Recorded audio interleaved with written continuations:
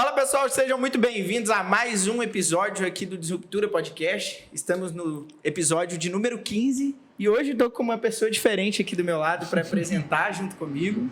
Hoje vamos falar sobre um assunto que ela vai saber mais do que eu, então por isso que ela está aqui. Para quem não conhece, essa é a minha irmã mais bonita e hoje a gente vai falar sobre a inclusão na educação, explorando o TDAH, autismo e as crescentes taxas de diagnósticos que temos nos dias de hoje. E para falar sobre esse assunto, nós trouxemos aqui a Naya, que é especialista e vai falar um pouco do currículo dela para a gente e um pouco do trabalho dela. Ô Naya, primeiramente, seja muito bem-vinda aqui ao nosso podcast. Queria te agradecer pelo tempo e falar que estamos sempre de portas abertas aqui, sempre que você quiser contribuir com o nosso assunto. Pode se apresentar primeiro, irmã, como você está aqui. Oi, Juliana, sou enfermeira. E hoje eu vim mais para servir de rede de apoio, né? Pro meu irmão mais bonito. E vou tentar focar no tema. Juro que eu vou. Eu vou tentar focar no tema. Juro que eu vou. Vou tentar. Bom, eu que agradeço o convite. É um prazer enorme estar aqui, principalmente contribuindo para um assunto tão importante. Sou formada em terapia ocupacional, para quem não me conhece. Me especializei em educação inclusiva, em paralisia cerebral. Fiz a primeira parte da integração sensorial, mas ainda não fiz toda a certificação. Estou nesse processo. E atendo crianças com deficiência, sendo que o meu maior público hoje é criança com autismo. Dou palestras no assunto de inclusão. E também consultoria escolar. Naya, então quero pedir para você, antes da gente entrar no nosso tema de verdade, para você contar um pouco da sua história, como foi a sua escolha para seguir essa carreira, de quando você saiu ali da escola, né, do ensino médio, e resolveu seguir essa carreira, e o que você faz hoje. Conta para a gente um pouco. Eu costumo dizer que eu não escolhi a terapia ocupacional. Eu nem sabia o que era terapia ocupacional. Eu falo que a terapia ocupacional me escolheu. Porque eu tive muitos prejuízos escolares devido ao meu TDAH, né? Que a minha predominância é mais déficit de atenção. Então, as minhas notas eram horríveis na escola. Ninguém sabia o porquê, muito menos eu, que eu era criança. E naquela época não tinha tanto conhecimento sobre o assunto. Eu fui descobrir o TDAH na faculdade. Que, estudando sobre, eu falei, eu tenho isso aí. Então, vamos procurar ajuda. E aí, na faculdade, descobrindo, procurei ajuda, veio o diagnóstico e eu comecei a tratar, né, a me entender, que eu acho que o TDAH é muito isso.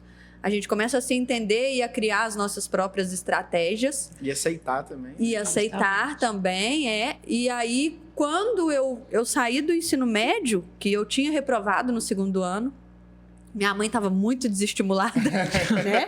Filha de professora. E aí eu tive o Nelsinho, lembra do Nelsinho? Professor de inglês, pai do Daniel. Sim. Nelsinho chegou para minha mãe e falou, Márcia, não deixa a Naya repetir de ano. Se você deixar a Naya repetir de ano, a Naya não vai querer fazer faculdade. Você vai desestimular a Naya. Nelsinho já tinha um olhar inclusivo, né? Já viu que existia uma dificuldade para mim, porque eu odiava estudar na época da escola. E aí minha mãe falou, pode ser que dê certo. E aí minha mãe falou, Naya, vamos fazer o seguinte, vamos fazer... como que chama, gente, quando você faz ensino médio, mas...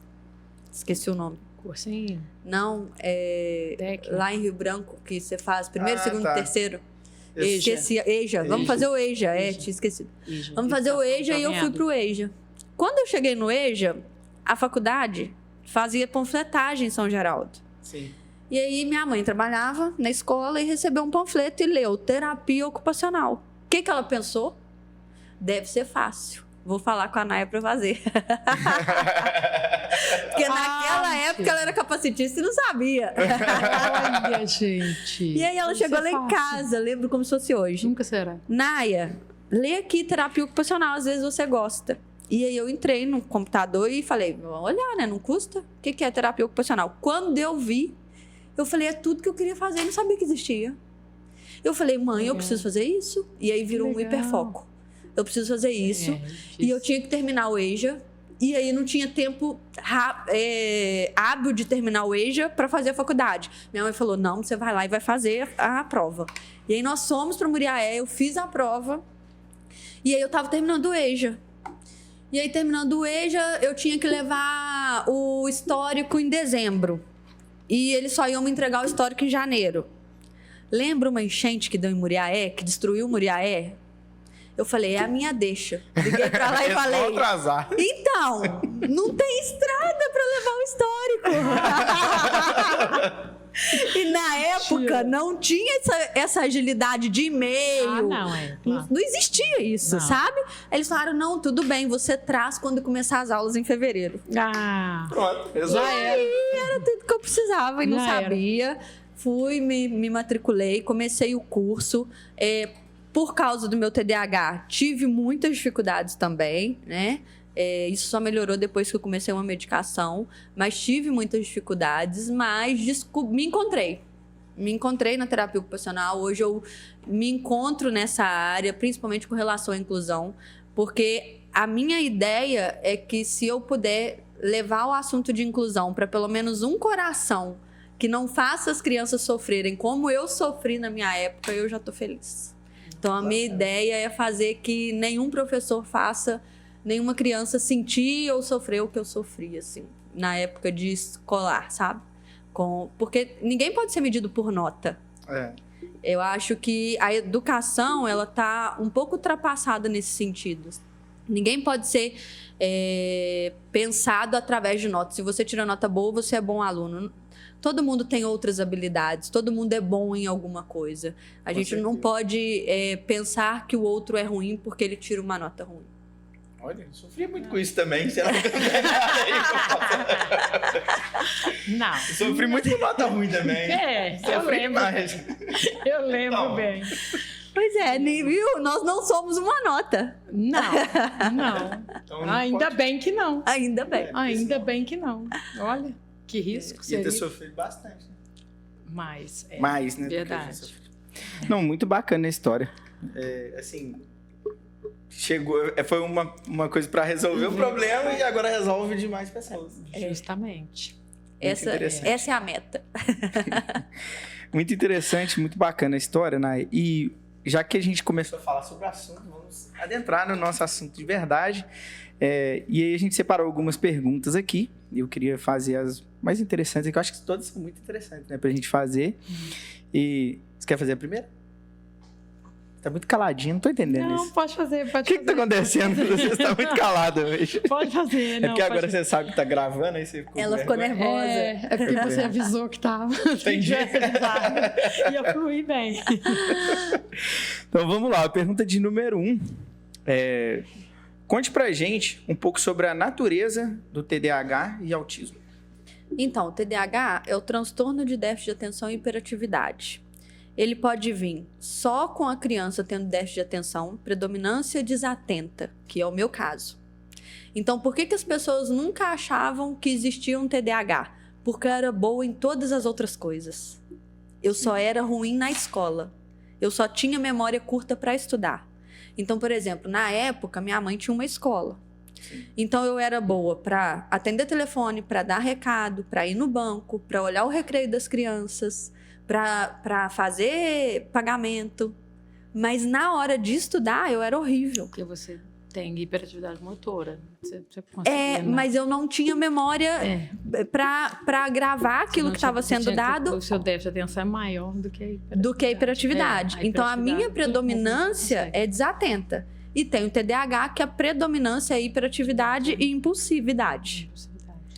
Bacana, tem são dois tipos, assim, São resumindo. 3, porque aí pode ter desatento, impulsividade e hiperatividade. Prazer, tudo bem? Juliana. Prazer, tudo bem? Tá doido. Então, assim, o TDAH, ele tem esses 3 tipos e, geralmente, a criança que sofre muito é a desatenta, porque ela é boa em outras coisas. Então, meio que fica como uma criança preguiçosa. Ela é preguiçosa, ela só não gosta de estudar. Quando a criança, ela é com hiperatividade, né? Essa questão mais impulsividade e a desatenção, ela é mais fácil de diagnosticar. Só que ela sofre muito, porque ao mesmo tempo não consegue ficar parada. Sofre mais acidente de carro. Sim. Tem mais dificuldade em gravar e ao mesmo tempo em escutar.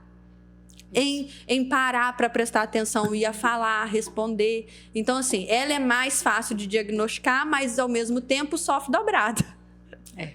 Porque tem as 3 coisas ali que dificultam a vida dela, né?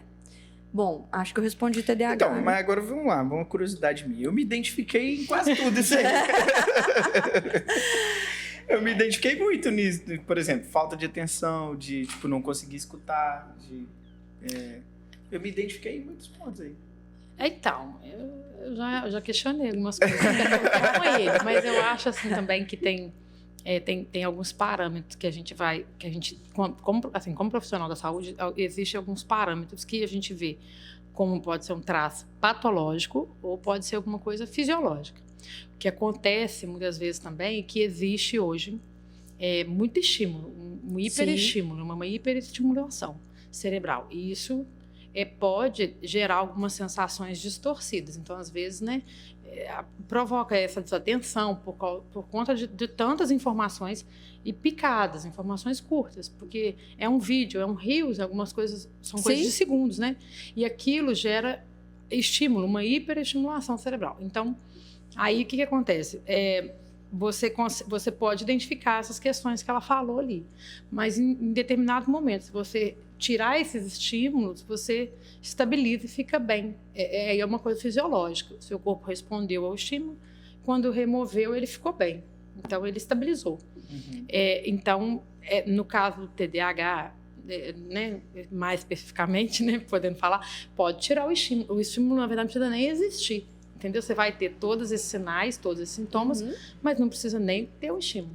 Você tem que observar se, por exemplo, você tem isso em todos os ambientes, a sua dificuldade para desatenção, por exemplo, ela acontece em todos os ambientes? Porque, por exemplo, eu dava conta de várias coisas, mas todas as vezes que eu tinha que parar para fazer alguma coisa, um mosquitinho que passava, eu dava conta e me perdia. Às vezes eu estava no raciocínio e não conseguia completar. Às vezes eu tenho conta para pagar, mas eu não consigo lembrar dela. Então, assim, você tem que observar se não realmente não está sendo por muito estímulo. Isso. E aí entra a outra questão hoje de criança estar sendo hiperestimulada por celular. Por tela, E aí fica tela, e talvez vai ter um diagnóstico que não existe, porque está sendo hiperestimulada. Então, criança até 5 anos é 0 tela. E o que a gente vê hoje? O menino lá, ó, 1 ano, 2 anos, né? Então, assim, eu sei que é difícil, né? Ah, mas você fala isso porque você não tem filho. Ok, eu sei que é difícil, eu sei que a mãe às vezes precisa da tela, mas pensem que quanto menos, melhor. Então, assim, às vezes você não tem... Não, eu preciso dar a tela porque eu preciso organizar a casa. Isso. Ok, dê a tela, então, por 40 minutos, 1 hora. Mas não deixa, sabe? Porque senão... A tela tem que ser quando houver uma necessidade. Quando houver uma necessidade. Porque senão vai ter atraso de fala, vai ter dificuldade para socializar. E aí vai entrar em outros diagnósticos que provavelmente é por um hiperestímulo. Isso, justamente. Entendi. A gente tem que separar esse caráter patológico, né, do que é fisiológico. Às vezes é uma questão de ambiente. Exatamente. Não é uma questão de neurotransmissor, né, fisiológica do corpo, não. Então, fisiológica do corpo, né? Fisiológica do corpo. Mas, assim, não é uma coisa que é normal. Porque, assim, algumas situações podem provocar esses sinais que ela falou, mas quando você remove o estímulo, está resolvido o problema. Sim. No caso do TDAH, não. Não precisa nem haver o estímulo. Entendi. E sobre a natureza do autismo? O autismo, né? O autismo é um transtorno do espectro autista, que é uma dificuldade que a criança tem de relação social, né? Contato com o outro, dificuldade na fala e interesse restrito. Então, quando a criança, e aí entra o perigo da tela, né? Muita criança super hiperestimulada desde cedo, com muitas horas de tela, ela com certeza vai ter atraso de fala. E aí o atraso de fala, ele entra para um diagnóstico de autismo. Se eu sou hiperestimulada por tela e eu não consigo tirar essa tela dessa criança e ele tá atrasado lá, com 2 anos não tá falando nada, será que realmente é autismo? Ou será que ele foi hiperestimulado por tela? Porque para ver o diagnóstico, a gente precisa ter atraso de fala, dificuldade na interação social, né, de comunicar com o outro, e essa questão de interesse restrito. Então, eu gosto de uma coisa, eu gosto de carro, eu vou girar a rodinha do carro, eu gosto de um desenho específico, e eu fico vendo aquele desenho o tempo inteiro. Então, o autismo está muito relacionado a essas coisas. Mas hoje, com esse tanto de hiperestímulo, a gente tem que realmente repensar. É para procurar um médico, psiquiatra? É para procurar. Mas já tirou todos os estímulos? Entendi. Já fez um teste aí de 6 meses sem estímulo para ver se isso se manteve, se continuou, qual a idade dessa criança? Porque assim, a gente também não pode esperar muito para procurar. E tem o detalhe também dos pais que não sabem disso, né? De não saber que esse excesso de tela vai trazer esse prejuízo, aí já vai logo pro médico e aí nem vai se dar conta se o médico fala assim, seu filho fica no celular? Aí fala assim, fica, mas nunca vai saber falar assim, é muito, é pouco. Tem a ver? Sim. Então tem esse outro problema da falta de informação para quem não é, assim, mais da área, né? Sim, eu, por exemplo, não sabia, tô sabendo agora. Sim. Que isso pode prejudicar muito nesse sentido. É um estímulo muito grande, é uma descarga de dopamina, muito grande, muito brusca. No adulto, vamos parar de pensar na gente como um adulto agora, assim. Isso também pode impactar em quais pontos? Muitos prejuízos. Porque você pensa, eu não sei você, mas assim, eu que tenho TDAH, se eu pego o celular lá em casa e eu começo a girar a tela, eu posso chegar do serviço, eu começo a girar a tela. Se eu não tenho a minha autorresponsabilidade de que eu tenho que levantar, tomar banho, comer e arrumar alguma coisa da casa, eu vou ficar ali na dopamina que tá gerando o meu cérebro até na hora de dormir. Vai te dando recompensa. E aí, de repente, eu falo assim, meu Deus, eu preciso dormir que amanhã eu tenho que trabalhar, né?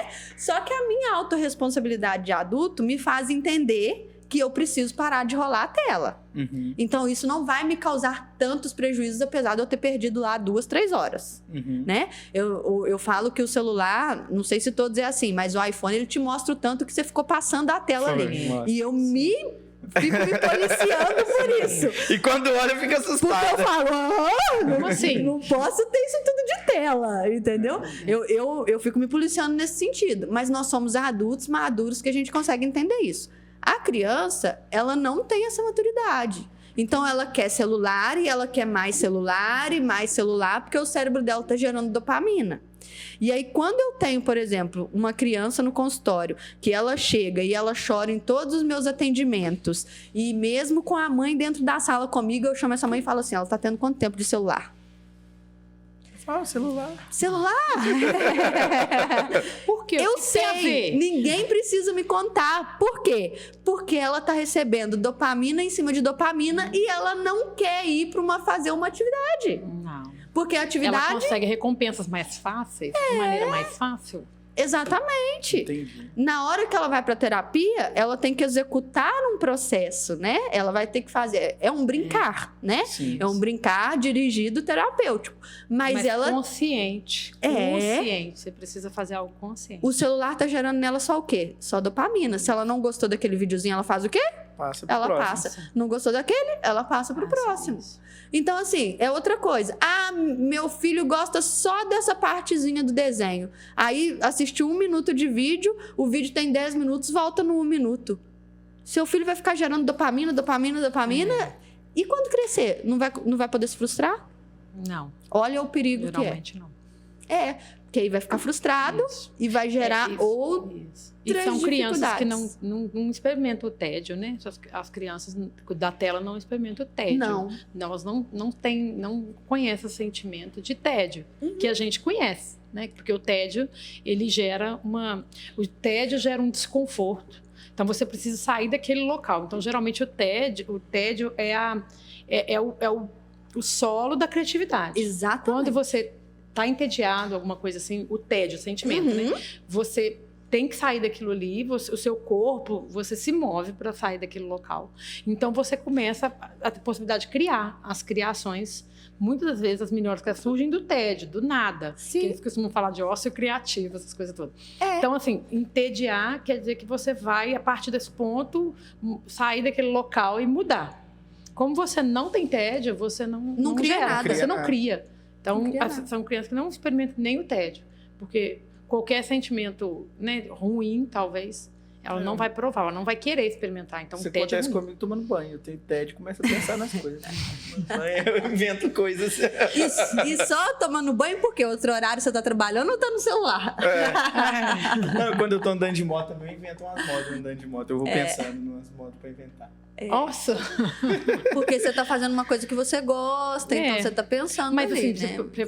eu digo de uma maneira ou de outra, você tem uma imaginação acontecendo, você tem pensamentos construindo alguma coisa. Entendi. Então, você está consciente, você faz algo consciente. Porque o excesso de dopamina torna as coisas um pouco inconscientes, acaba que fica quase tudo no piloto automático. Algumas coisas precisam ser conscientes. É claro que algumas você não precisa pensar sobre elas toda hora, até porque o cérebro da gente não ia exportar, né? Algumas coisas têm que ser naturais mesmo. Mas não pode ser a maioria toda, né? Toda inconsciente, tudo tão automático, tudo tão sem consciência. E não pode ser só o que eu quero, né? Não. A vida não é só sobre o que a gente quer.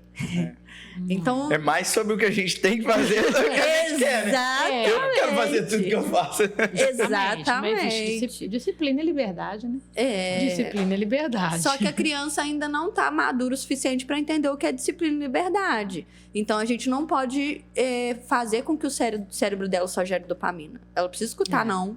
Isso. Ela precisa entender que não é hora do celular e tá tudo bem, porque tá na hora de você brincar com outras coisas, tá na hora de você ir pra escola, sabe? Isso. Tá na hora de interagir com a família, tá na hora de não tomar fazer banho. nada, tá na hora de não fazer nada, de sentar para ler alguma coisa assim. Sim. E assim, para isso acontecer com a criança, precisa ter um adulto supervisionando de perto. Então, para a criança ser criança, ela precisa ter adultos em volta. Então, às vezes, assim, né, é claro que eu sou mãe, né? Então eu entendo perfeitamente, mas é complicado quando o pai ou a mãe se coloca incapaz de controlar aquilo. É claro que por questões sociais a gente não leva em conta, mas por questões de comportamento, porque para a criança ser uma criança, ela precisa de um adulto ao lado dela. Sim. Ela não vai conseguir ser criança sem a supervisão de um adulto, porque ou ela vai ter problemas graves, né, ou ela vai amadurecer muito cedo. Então, para a criança ser criança, o pai e a mãe precisam se portar como um adulto. Então, ele é que vai limitar ela, porque ele é o adulto. Né? Então, até para ela se arriscar ou ter a fase dela, precisa do adulto ser adulto para ter uma criança, porque senão, ou são duas crianças, ou fica adulto mais olha cedo. como que, para você ver, né? É tão óbvio. É o óbvio hoje precisa ser dito. É o básico. Que a criança precisa ter um adulto. O problema... Um adulto é o básico, né? É o beabado. Mas o problema é que isso não está existindo hoje. O problema é que ou tem criança cuidando de criança. Isso. Ou o adulto tá agindo como a criança. Isso, Então, assim, parece ser muito óbvio, mas que precisa ser dito. Precisa ser... uma coisa lembrado. Que até você falou comigo uma vez, precisa emergir, né? Tem hora que a gente precisa emergir em alguns assuntos. Eu acho que durante o tráfego pago, alguém podia colocar assim, volte a ser adulto. Vai fazer suas coisas. Ou você tem roupa pra lavar, levanta isso. Eu acho que tinha que ter alguma coisa assim. Quem quiser vender isso aí, a gente põe lá. Pra lembrar. Ou levanta aí e vai fazer suas coisas. Vender um lembrete. Né? Um lembrete de como ser adulto. Isso, mas é porque não, é justamente assim, igual na sala de vacina, eu trabalho, né, também com vacina. Sim. Então, assim, aí tem um momento que aconteceu que ninguém quer pegar a criança. Eu falei, mas como assim? Ninguém vai segurar a criança para você? Não, eu não pego. Eu falei, mas gente, quem vai segurar essa criança pra gente vacinar? Quem é o adulto dessa relação? Eu entendo que, é claro, né, gente, é claro que dói a agulha entrando, me gritando, mas, né, vai acontecer, ele vai... É pro bem dele. Né, vai gerar anticorpos, ele não vai ficar doente com aquilo ali. Assim, como você não consegue lidar com esse choro? Porque vai ficar pior, eu sinto te informar, mas alguém avisa que vai piorar, vai ser mais frequente, vai ser mais tempo de choro, mas assim, eu falei, gente, alguém tem que... Não, segura você aí, pede para uma outra funcionária. Aí, por exemplo, eu não vacino sem... o responsável, mas eu tenho amigos que vacinam, não tem problema. Mas eu não vacino, porque eu acho que é muita responsabilidade, ninguém quer entrar na sala, e eu falo, não, porque depois tiver alguma reação, né, então pode ter, claro, e tem que ter um responsável. Porque ela é uma criança, ela é um bebê, entendeu? Então tem que ter um adulto ali com ela. E um adulto que seja responsável por ela depois. E eu não vou estar com ela depois. Mas é legal, porque assim, a mãe não segura, o pai não segura, a avó não segura, ninguém segura. Aí eu falo assim, Daqui a pouco eu falo, deixa comigo, vai, tem que ser logo. daqui a pouco, como é que vai ser? Eu falo, gente, então, não, alguém tem que vir, né? E ficar aqui, segurar ela, né? E até mesmo porque ela precisa disso, ela quer uma pessoa conhecida, ela quer aquele cheiro, às vezes é um bebê, é um recém-nascido, mas é o cheiro que ela conhece. É difícil, mas é um processo, né? Então, vamos nos ajustar, porque se ninguém segurar a criança, Como que vai fazer? vai cair, né? Exatamente. Mas é o básico, vamos voltar pro básico. Faz sentido. Então vamos para a pergunta de número 2, que é: quais são os sinais de alerta para começar a identificar TDAH e autismo? Quando os pais devem se preocupar? Então, é uma coisa muito legal da gente falar, porque, assim, existe uma coisa que chama marcos do desenvolvimento. Qualquer pessoa tem acesso a isso hoje. O que é isso? Isso é feito, lá o médico tem isso, mas todo mundo tem acesso a essa informação. O que é esperado para cada idade? Então, por exemplo, eu tenho um bebê de 0 a 6 meses. Eu espero que ele mame e olhe para mim. Eu espero que ele seja um bebê que vá interagir com a mãe no momento da amamentação. Quando ele cresceu mais um pouquinho, eu espero que ele comece a balbuciar. Aí cresceu mais um pouquinho, eu espero que ele vai engatinhar, que ele vai rolar. Então, se você digitar isso no Google hoje, o que são marcos do desenvolvimento, vai aparecer lá cada etapa que é esperada para a idade. Sim. E aí as pessoas falam assim: ah, mas ele tá com 2 anos e não fala nada porque o pai dele não falou nada. Tá, o pai dele não falou, mas se ele não tá falando, existem marcos de desenvolvimento que você precisa se preocupar. Na dúvida, né? Na dúvida, é melhor você começar a estimular. Então, assim, a gente precisa começar a não deixar para depois. Por quê? Existe uma coisa que chama janela de oportunidade. O que é janela de oportunidade? Quando a criança ela é pequenininha, de 0 a 3 anos, os neurônios trabalham em milhões, bilhões, muito rápido. Então, um pouquinho de estímulo que eu der, ela vai responder muito bem à minha estimulação. Quando ela faz de 3, 4 anos para lá, não é que isso acaba, mas isso diminui. Então, o estímulo que eu dou, ele vai funcionar de uma maneira um pouquinho mais devagar, vamos dizer assim. Para ela pegar, para entender aquilo que eu estou dizendo, ela vai absorver, mas ela vai absorver um pouquinho mais lento, vamos dizer assim. Até porque quanto mais velho, algumas coisas vão para o automático, né? Sim. Até porque... Então, é o que a gente chama de janela de oportunidade. De 0 a 3 anos eu tenho uma janela de oportunidade. Aí eu vou esperar o menino fazer 3 anos porque o pai dele só falou com 3 anos. Eu vi uma fala sobre um estudo que fizeram sobre ensinar outras línguas para crianças. A facilidade que eles têm para falar outras línguas. Sim, exato. Que colocaram um grupo de crianças quando elas começam a aprender a escrever ali em torno de 5, 6 anos, e colocaram esse grupo de crianças para aprender uma outra língua. Tipo, o inglês foi aprender, sei lá, uma outra língua qualquer. E aí eles desenvolveram mais rápido aquela outra língua fluente do que um adulto ali de 20 e poucos anos. Eu vi sobre isso. Então, assim, tá com dúvida? O meu filho tá com 2 anos e não tá falando nada. Procura uma fono. Não espera porque o pai dele... Falou tarde. Tá com dúvida ainda? Digita lá no Google. Hoje tem o Google para tudo. Com 2 anos, o que é esperado a criança fazer? O Ministério da Saúde hoje, ele disponibiliza uma cartilha colorida, super, assim, lúdica, sabe? E que, assim, não precisa... A pessoa não precisa nem ser alfabetizada para entender, não. Porque, às vezes, é por conta de desenhos e ligações, né? Conexões ali que você faz. Então, a criança de 4, apoios, tentando engatinhar o período que ela tem que fazer isso. Que ela tem que ser estimulada a isso, entendeu? Então, uma cartilha bem acessível que tem do Ministério, colorida. Porque precisa se preocupar. Tá fora desse marco de desenvolvimento, precisa começar a preocupar. Já é um sinal de alerta e procurar um profissional para começar a fazer os estímulos necessários. Entendi. E esses estímulos, igual você falou, fono, terapia ocupacional, às vezes psicóloga. Depende do que a criança precisa. Mas hoje, no mundo moderno que a gente vive, antes de procurar essas coisas, retire tela. Mas na nossa época não tinha nem esse problema. Não Correr na rua, não tinha tela. Exato. Não é pra ser negligente assim, eu vou tirar a tela e ficar esperando 1 ano. Não. Entendeu? É retirar a tela, observa aquele comportamento. Você viu, passou ali 5, 6 meses, continua com o mesmo comportamento sem tela, começa a procurar e pensar em ajuda. Sim. Porque eu sempre falo que você dá o estímulo de terapia ocupacional, de fonoaudiologia, não vai fazer mal para a criança. Agora, você não oferecer o estímulo, você vai acabar fazendo com que ela perca um pouco de tempo dentro daquilo que ela poderia ter ganhado mais rápido. Entendi. E assim, né, são deficiências graves, né? Quando a gente fala TDAH, autismo, são deficiências muito graves, porque eu já, por exemplo, assim, já na escola, por exemplo, né, um programa de escola, a gente faz uma investigação do olhinho, por exemplo, teste do olhinho, para crianças com mais de 5 anos. E a gente faz com mais de 5 anos porque eles têm que identificar a direção do sinal para poder, então, tampa um olhinho e tal. E aí a gente percebe que, às vezes, algumas crianças...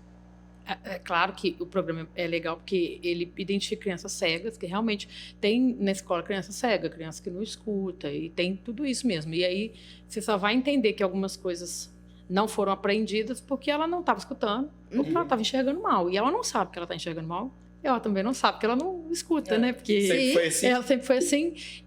Mas assim, quando você tem tudo pronto, tudo feito, mas mesmo assim ela não consegue fluir, acho que quanto mais cedo, né? Porque a intervenção acontecer, vai ser melhor. Bom para todo mundo, porque são transtornos muito graves, né? Assim, a gente tem muita coisa envolvida nos transtornos, muitas questões políticas, muitas questões sociais. A gente vê que, por exemplo, o autismo, ele teve uma visibilidade diferente do TDAH, até por questões assim, de filhos de artistas que são portadores. Então, eles têm espaço na mídia, então desenvolveram o assunto do autismo diferente, às vezes, do TDAH.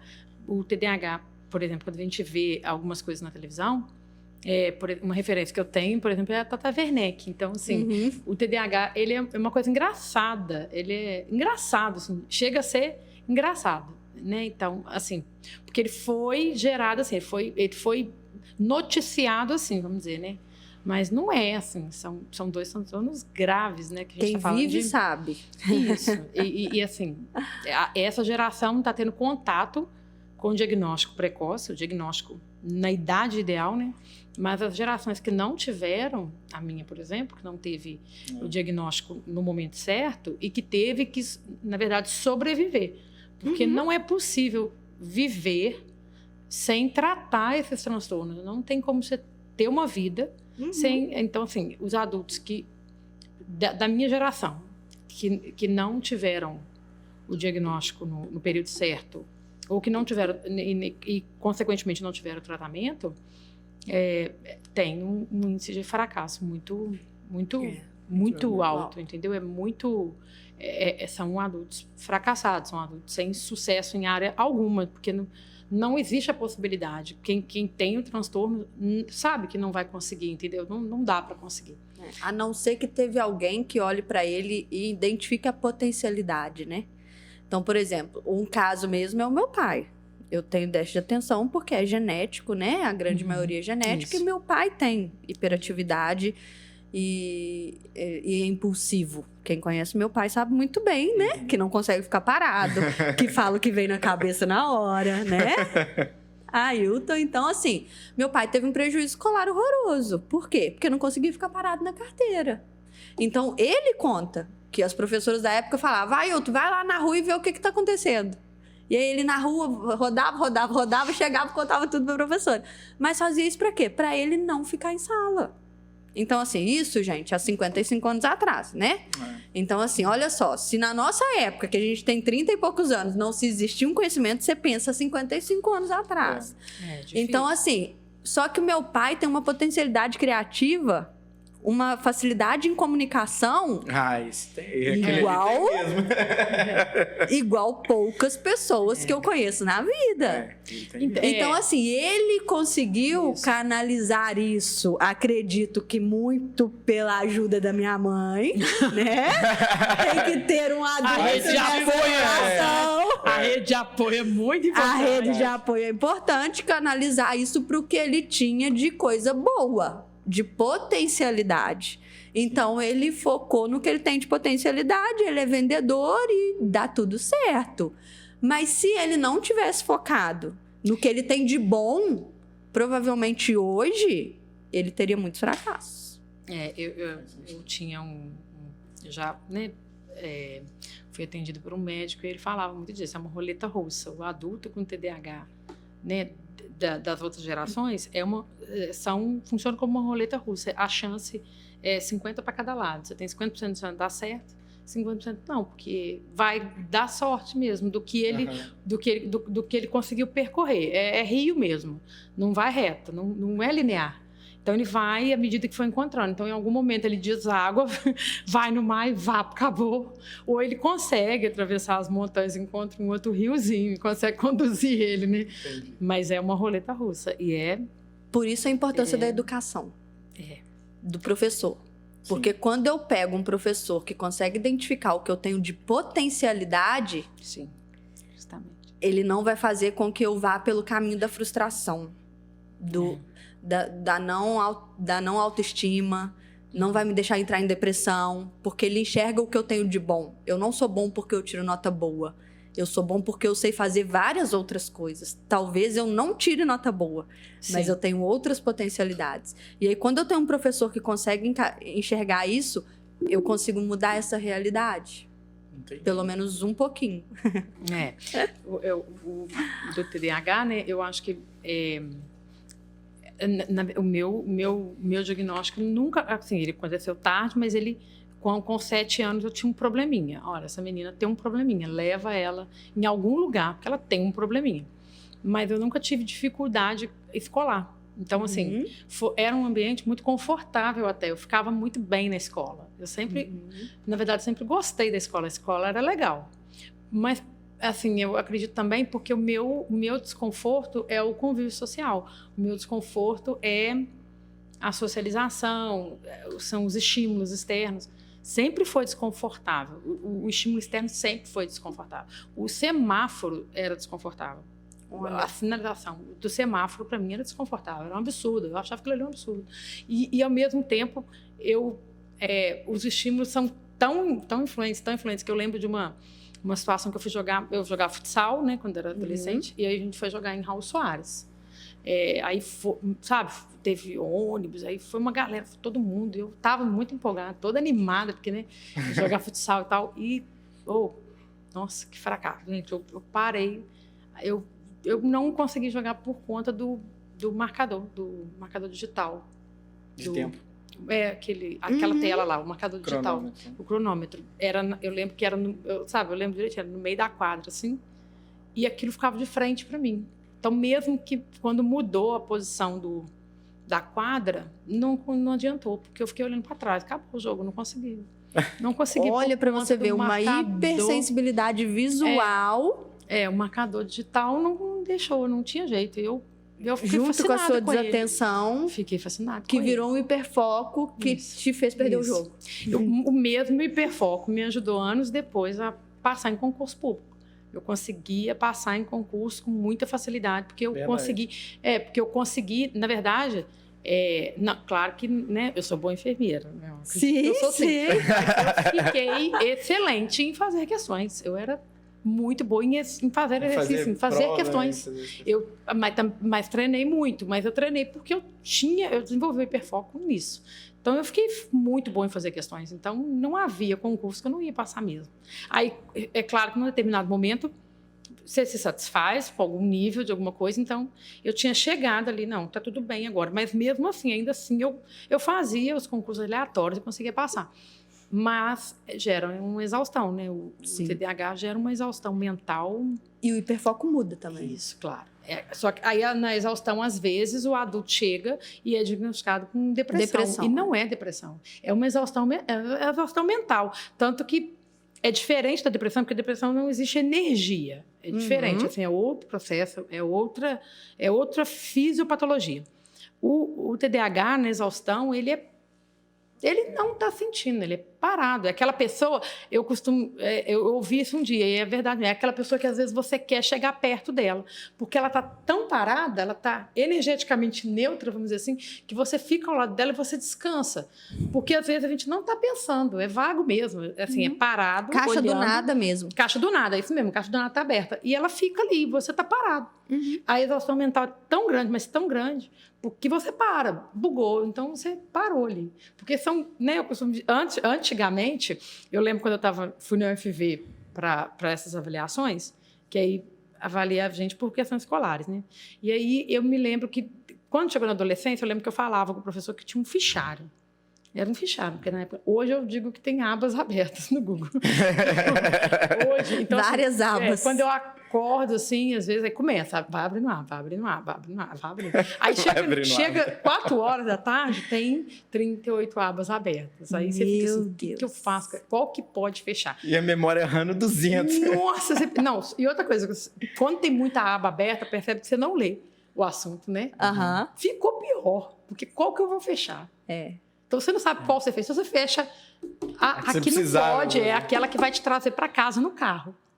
Quando você fecha essa aba, deu ruim pra caramba, né? Então, são 38, 42 abas. Eu lembro, quando fecha a aba do carro, capota. Nossa senhora, E aí vai um acidente do outro.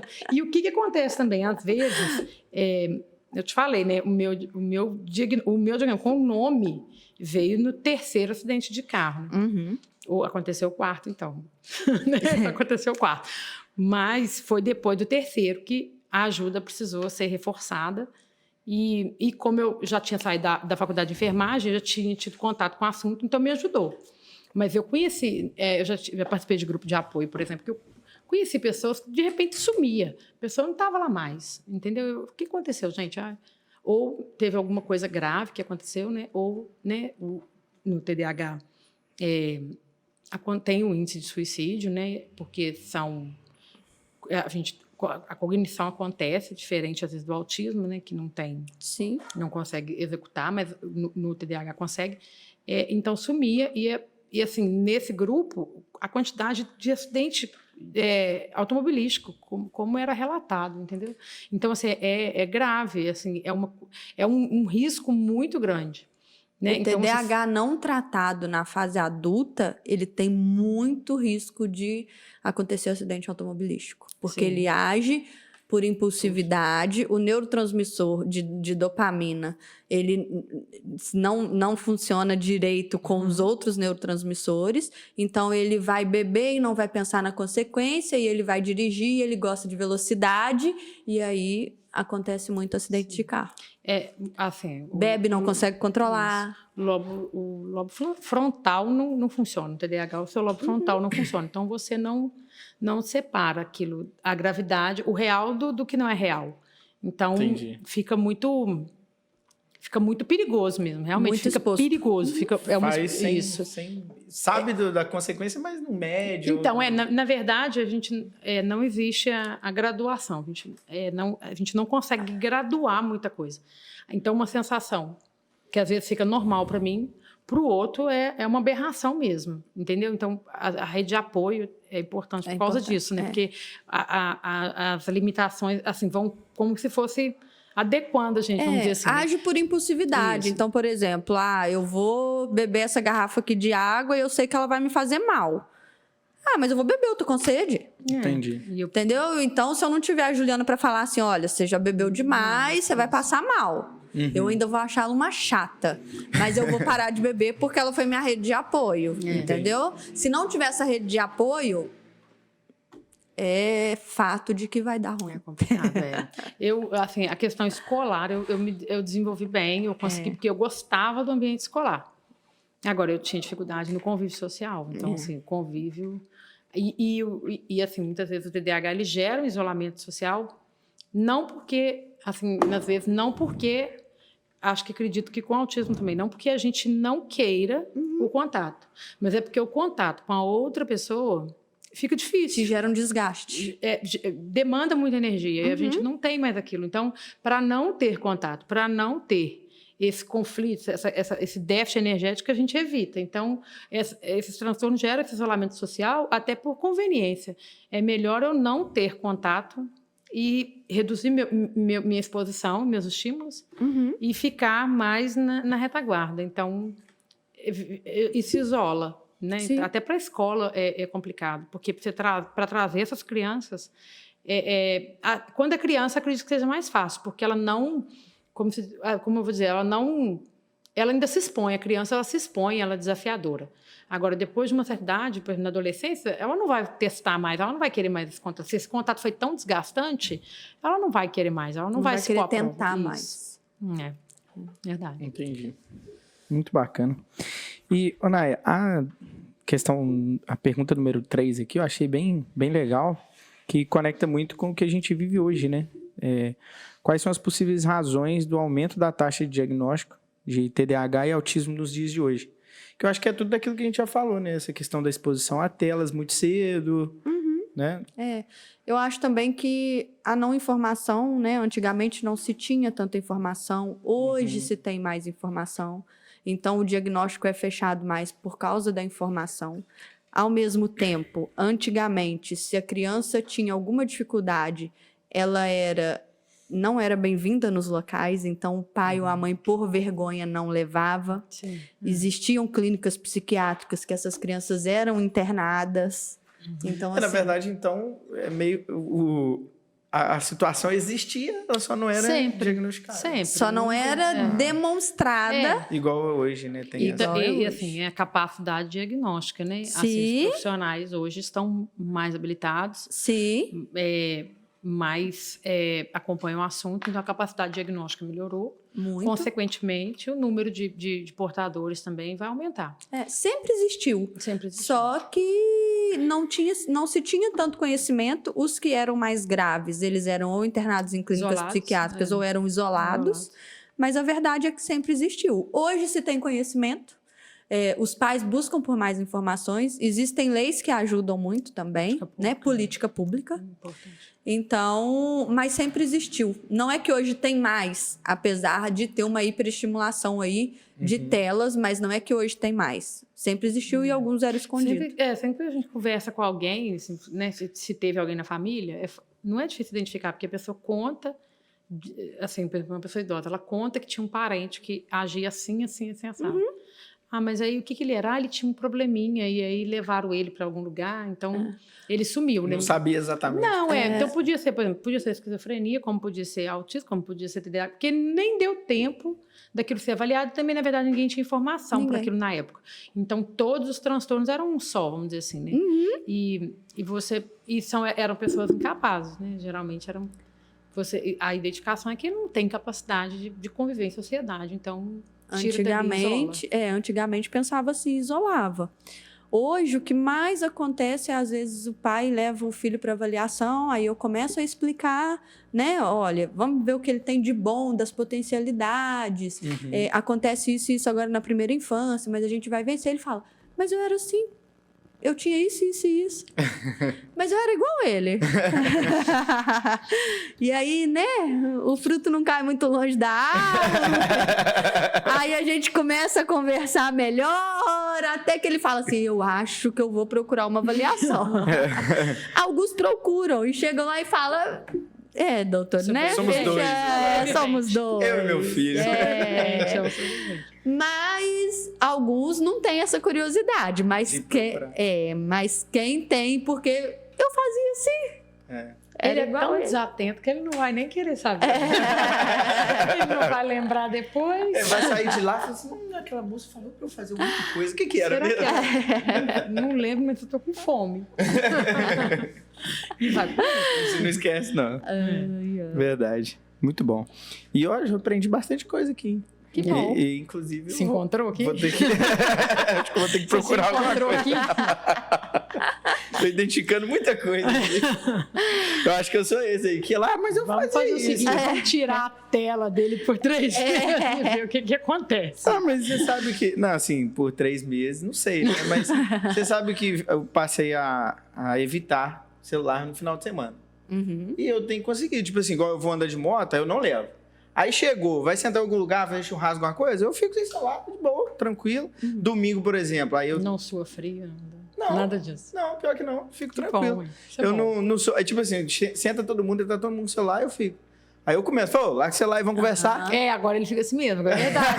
Mas isso é bom, a gente tem que Eu lá, eu falo, larga o verdade. celular e vamos conversar, toma o celular dos outros. Não, eu vou conversar, não tô conversando aqui. Eu faço isso, final de semana eu tô tentando dar uma desintoxicada. E no celular. as terapias, Tá certo. para o portador de TDAH, né, as terapias já orientam que não tenha muito contato, né? Assim, a gente já não tem muito contato com isso mesmo, a gente já evita mesmo. Tem que evitar. Tem que evitar, então já é orientado, acho que bem, assim, claro que a minha geração não teve contato direto com o celular assim Sim. tão cedo, mas desde que, né, desde que foi tão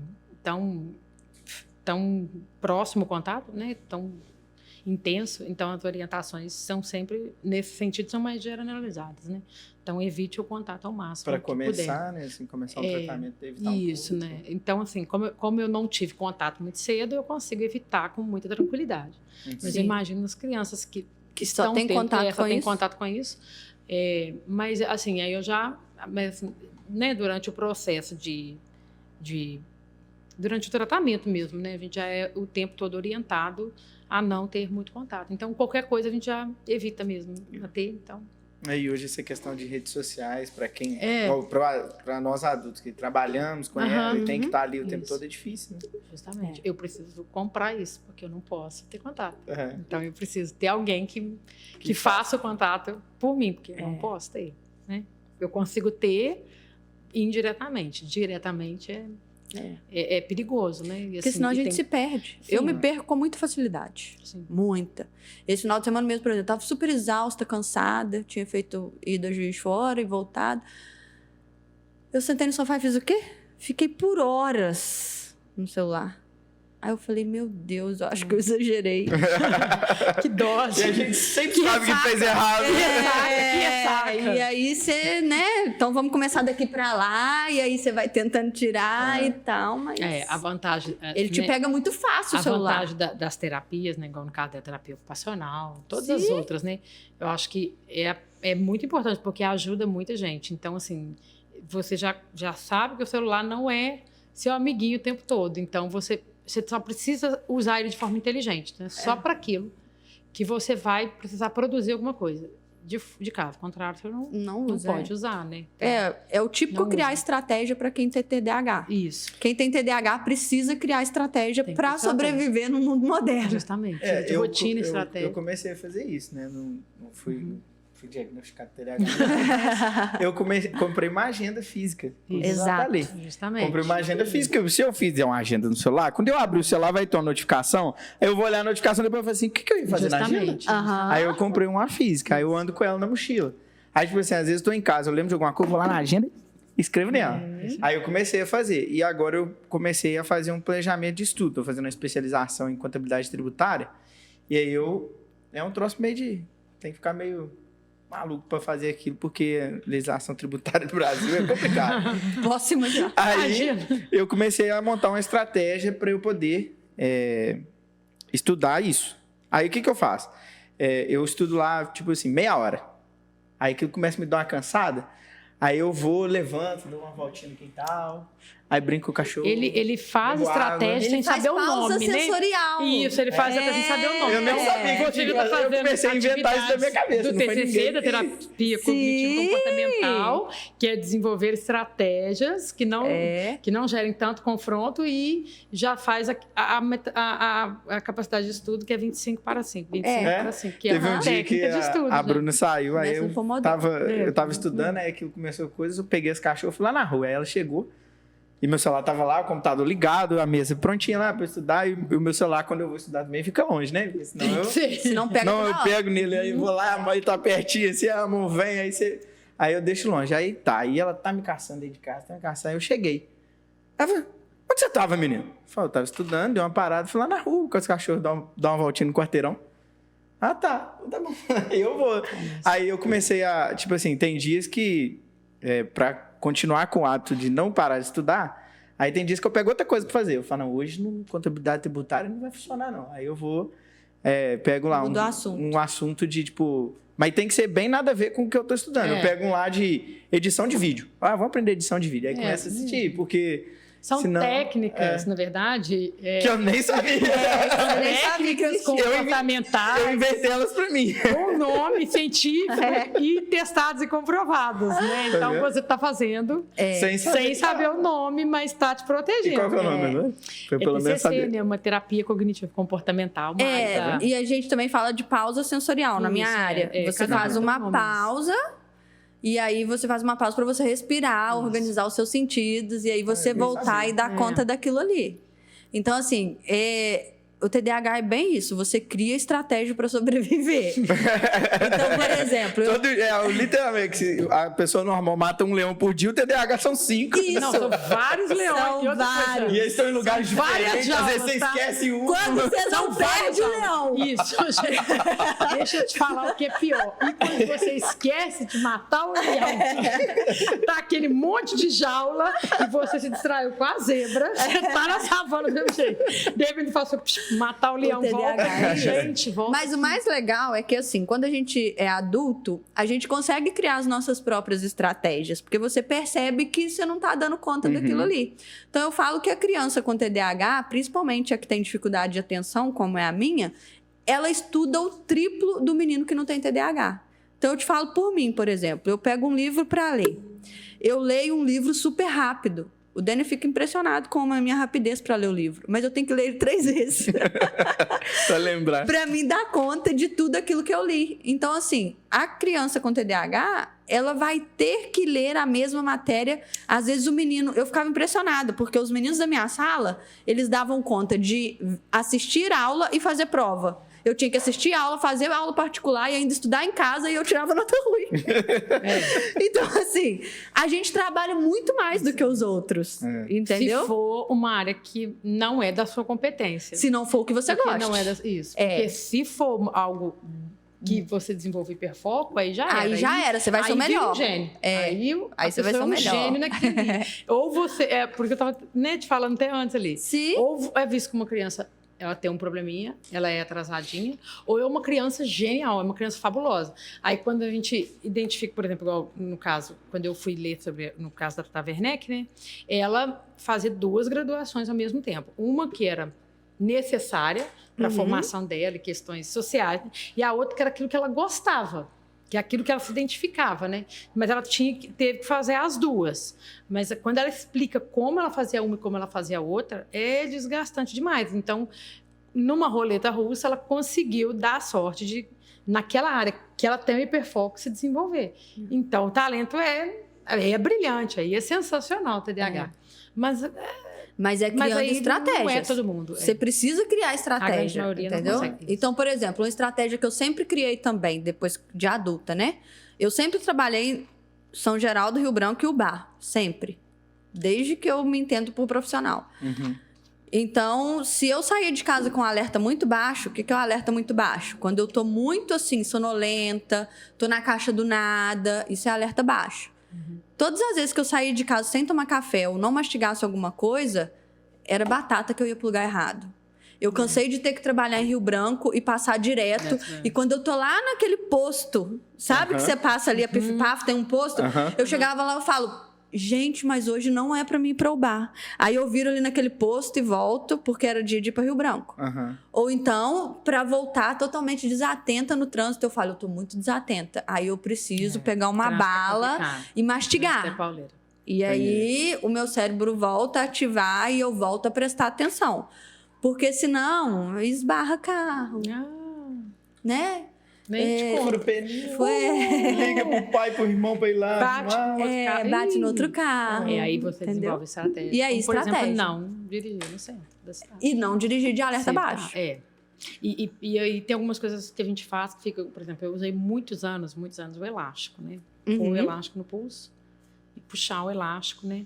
E eu já vi muita gente usando o elástico para outras coisas, para outras sonorizações. Sim. Mas o elástico, durante muito tempo, me ajudou demais, a questão do elástico, puxar o elástico. Mas você está falando essa questão do trânsito, claro que não tem como, tem coisa que não, a gente cria estratégia, a gente se esforça muito, mas não dá. Então, já cansei demais de...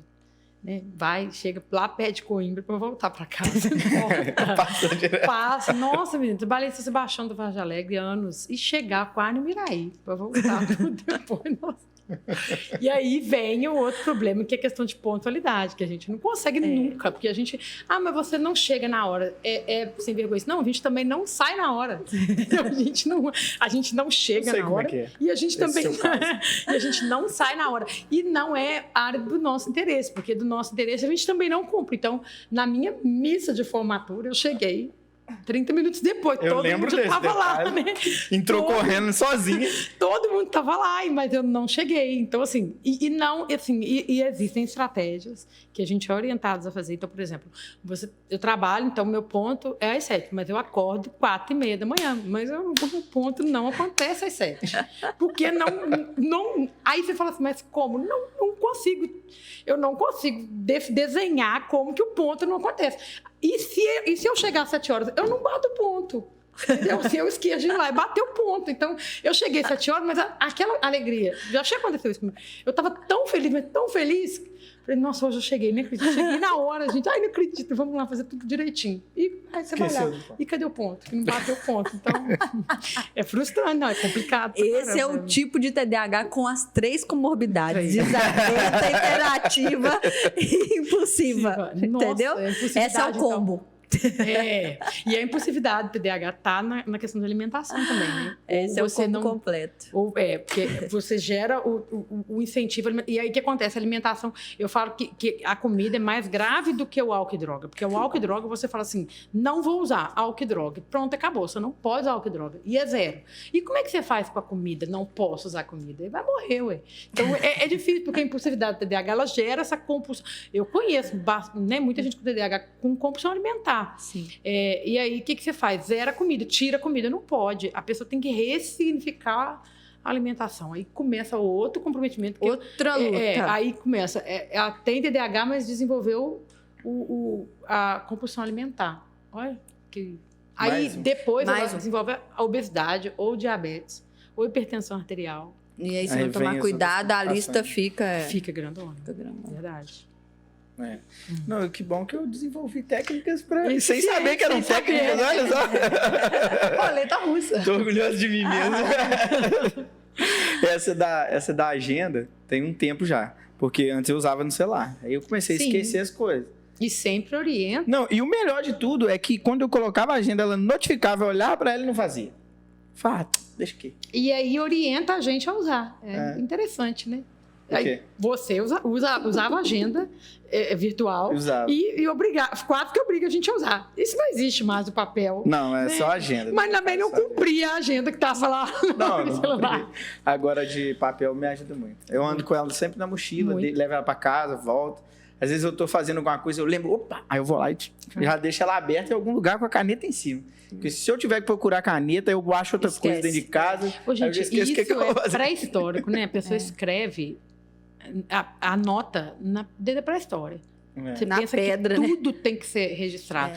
Mas eu digito. Não é escrita. Não é escrita. Não, para estudar... A minha agenda física também, só escrevo, vou estudando. Para estudar, eu tenho lá 2 cadernos, inclusive, tô precisando de um, tô sobrando lá. O último foi você que me deu. Eu também sou assim. Aí os cadernos, tudo anotado à mão lá, tudo com marca-texto e tal. Como os memes da internet, como os aztecas faziam. Eu também estou fazendo. Vamos lá, pergunta de número 4. Diante de toda a informação repassada sobre TDAH e autismo, como você vê o futuro da educação inclusiva e o que tem sido realizado para a inclusão desses alunos? Então, é engraçado a gente falar sobre o futuro da educação inclusiva, porque a gente já está no futuro. Se a gente for parar para pensar. Porque a Lei Brasileira de Inclusão, ela é de 1988. Ela só tem 35 anos. Junto com a Constituição, né? Então, é a Constituição de 1988. Então, assim, A gente precisa começar a pensar que a gente não pode mais colocar desculpa para incluir o aluno. A gente não pode mais colocar, eu não vou incluir ele porque eu não estudei, ou eu não vou fazer isso porque eu não sei. Não, tem 35 anos que a lei existe, que é para receber esse menino na escola. Então, assim, eu acho que a gente precisa ter mais espaços como esse, ter mais políticas públicas, falar mais sobre o assunto, ter mais oportunidades em mais lugares para que a gente fale sobre esse assunto, para que a inclusão realmente aconteça. Porque no papel, ela já acontece há 35 anos. Entendi. Só que a gente sabe que não é uma realidade. Então, no meu ponto de vista, a primeira coisa é a gente parar de inventar desculpa. É fazer o que precisa ser feito. A segunda coisa é a gente criar rede de apoio para a educação inclusiva acontecer. Então, por exemplo, eu não preciso saber tudo, mas o que eu sei pode colaborar com o que a Juliana sabe daquele menino, com o que a Fono sabe daquele menino, junto com o que a professora sabe. Entendi. Porque educação inclusiva não é inventar o que eu vou fazer, é o que precisa ser feito. Então, assim, eu costumo dizer nas palestras que eu dou para as professoras, é que você não tem que buscar um material no YouTube para você dar para o seu aluno autista. Você tem que fazer um PDI bem feito dele. É a aula que você vai dar para os outros, é a mesma aula que você vai dar para o seu aluno autista. Entendi. Desde que você faça algumas adaptações. Não é inventar, não é tirar do nada. Entendeu? Eu tenho mais um aluno autista, o que eu vou fazer com ele? Não é invenção. Você precisa fazer o que tem que ser feito, que é o PDI, que é o Plano de Desenvolvimento Individual, que cada aluno tem, é um documento obrigatório, é direito do aluno, e a partir desse documento você conhece o aluno e você cria estratégias dentro dele para fazer a educação acontecer. Então, assim, eu acho que a gente já está no futuro para a educação inclusiva acontecer, sabe? Eu acho que a gente não pode esperar mais 10, 15 anos. A gente precisa começar a acontecer agora. E para isso a gente precisa de mais espaços, a gente precisa aprender a pedir ajuda. Eu falo que a gente não precisa saber tudo, Otávio. Eu não sei tudo. A criança com deficiência, a gente precisa criar estratégias novas todos os dias. A gente precisa pensar em estratégias novas todos os dias. E não me custa perguntar a esse pai o que eu posso fazer para ajudá-lo. Ou a gente pensar em estratégias juntos. Sim. O que eu não posso fazer é tirar um coelho da cartola e falar, vou usar o coelho. Não, entendeu? Eu tô lidando com vida. Eu não tô lidando com um brinquedo. Isso eu ia falar isso agora. É muito importante. É direito da criança. É direito. É o direito do o portador de transtorno. Ele tem que ter isso garantido. Porque ele vai ter prejuízo na vida dele. Porque ele não conseguiu participar de um processo educacional. É absurdo. Chega a ser absurdo. Chega a ser uma coisa assim... assim, há muitos anos a gente falava de evasão escolar. Muitos da evasão escolar eram portadores de algum transtorno. Mas, assim, hoje não pode ser mais admitido, entendeu? Essas crianças têm que ter acesso. É um direito, igual você está falando, um direito de Constituição, um direito de... Tem que ter, alguém tem que defender essas crianças do sistema que, às vezes, o próprio sistema contra-ataca ela, entendeu? Então, ela tem que ter essa oportunidade e alguém tem que garantir isso a ela. Então, o negócio que você falou das leis, a lei é fantástico, mas alguém precisa ir lá e praticar isso. Alguém tem que pôr essa lei para funcionar. Só existir, como outras leis no Brasil. Existem? Né? Existem, não funciona. A gente precisa ir lá e praticar ela e colocar para funcionar. Para o bem dessas crianças. E acredito assim, que para o bem da geração toda, porque ninguém vai institucionalizar essas crianças. Essas crianças precisam de um mercado, essas crianças precisam de uma vida produtiva, né? Porque ela vai passar por esse processo. Vai crescer. Ela vai crescer, ela vai estar no mundo, vai estar em comunidade com a gente. O ser humano precisa entender que a comunidade são laços, né? E que foi isso que trouxe a gente até aqui. Porque dá a entender que eu não quero a convivência, então vou sobreviver. Não, se não conviver, não vai sobreviver. O que nos deu a chance de viver no planeta é que a gente conseguiu se adaptar e viver em grupos e conseguir ocupar todos os lugares. E não conviver não vai ser saudável, não vai ser bom, nem para as crianças, né? E nem para os adultos que vão receber essas pessoas, os empregadores, né, as instituições de ensino, todo mundo vai ter falência com isso. O sistema de trânsito, né, o sistema público de saúde, sim, todo mundo vai ter problema, vai ter prejuízo quando essas crianças, no início, não tiverem o direito garantido. Né? Então, eu acho que para a gente começar a fazer com que a educação inclusiva ela seja válida, é eu começar a fazer a minha parte. Então, assim, esse menino chegou para mim, às vezes eu não consigo fazer num todo o que é melhor para ele, mas eu consigo fazer a minha parte bem feita, tá valendo.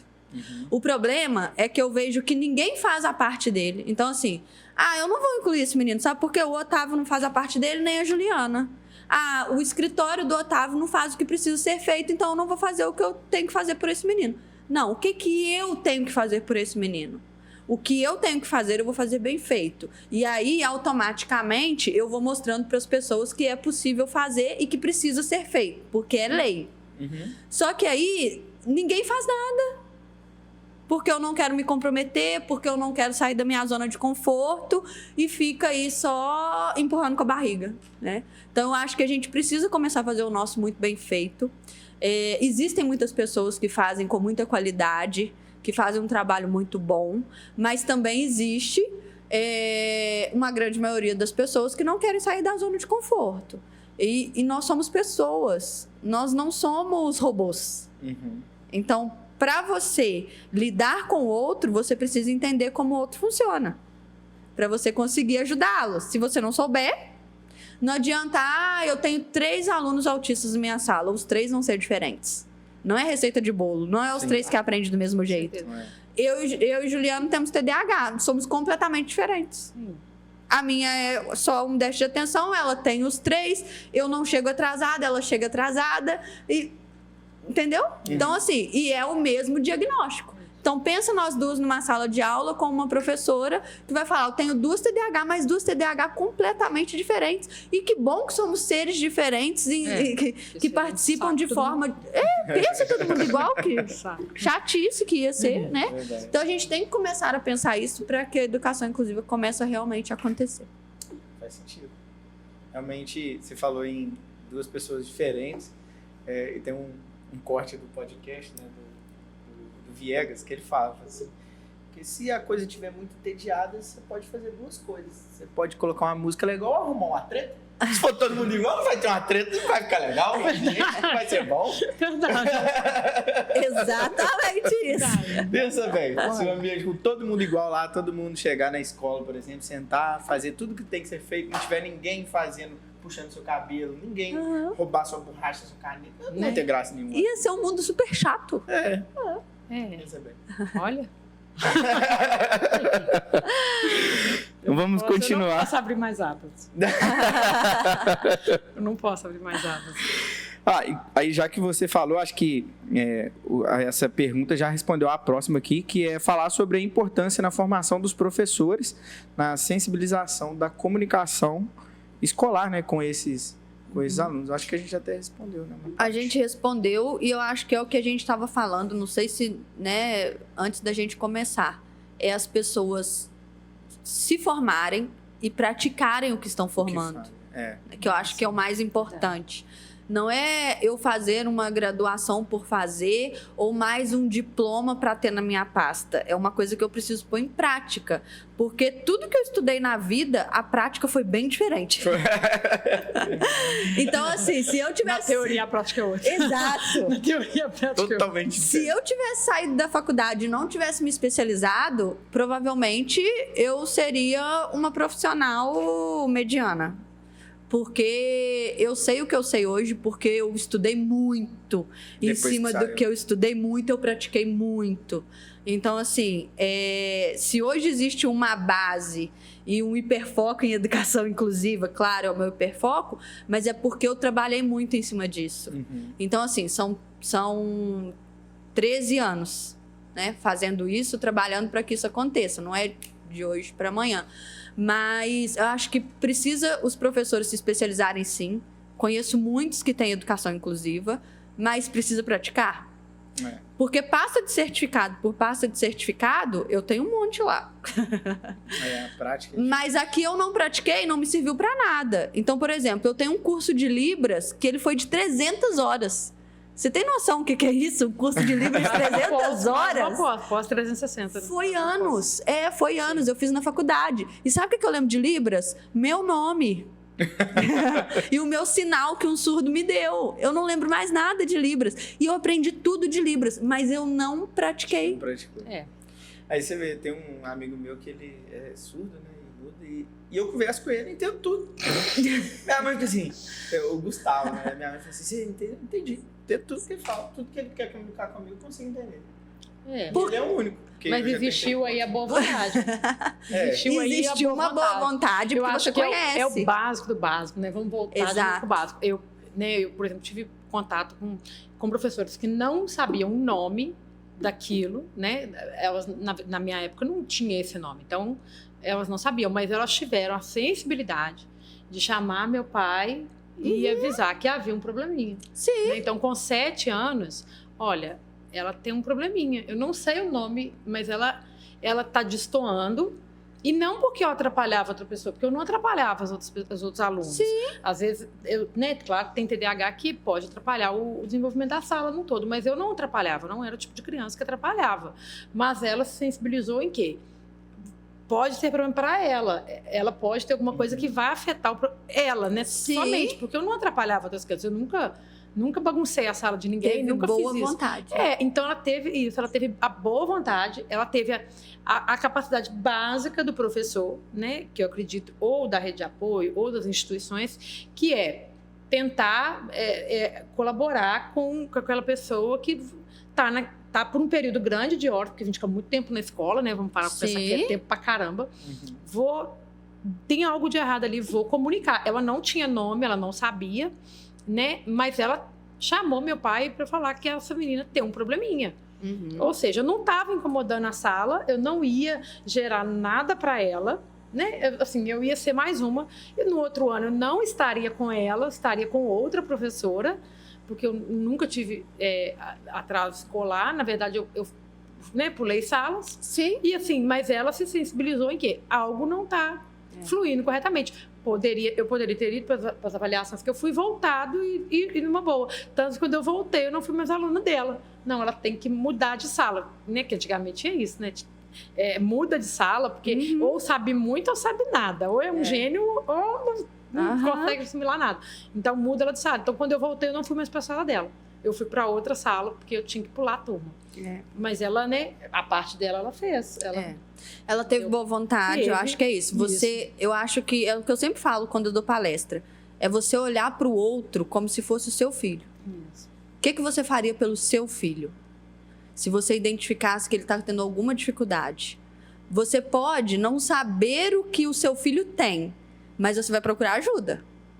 Pai e mãe não faz isso? Com certeza. Então, eu acho que o professor, ele tem esse papel. Olha, eu não sei, mãe, o que tem, mas dentro da minha sala, ele não está conseguindo absorver o conteúdo, ou então ele está levantando muito, ele faz muita bagunça. Bagunça é coisa natural de criança, mas às vezes você percebe que é uma bagunça diferente, que ele não consegue ter tem uma inquietação muito grande, né? Então, assim, eu acho que colocar em prática o que você estuda, olhar para o outro como se fosse seu, ter essa boa vontade de alertar, né?